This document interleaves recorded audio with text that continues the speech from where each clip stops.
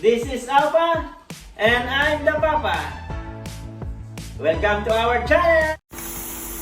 Hello guys, hello mga paps, good morning, good afternoon, good evening all over the world. So this time sa episode na ito makikita nyo na magluluto kami ng steak.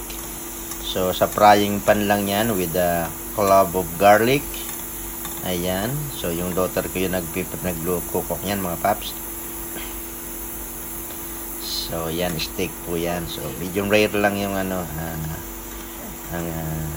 luto namin. So ayan, para sa aming simpleng dinner na yung kapaskuhan.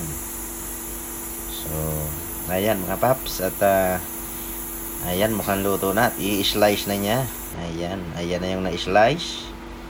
Then after that lalagyan niya ng parsley on the top. So ayan mga paps, so ayan yun, no? Ayan, may parsley na siya. At ayan ang aming simpleng dinner with the rice, and also we have sushi. Ayan, to flavor of sushi. So ayan, makikita nyo, ayan yung final product ng niluluto niya. So ito na yung presentation mga paps. Ayan, sushi. Ayan, two kinds of sushi.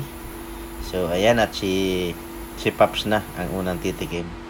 Ayan, tikman na ni Paps. Ayan, wow, so yummy. It's so delicioso mga paps.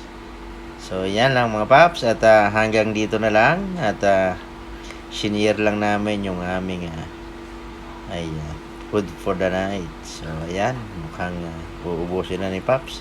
Tikim lang yan pero mukhang ginanahan na.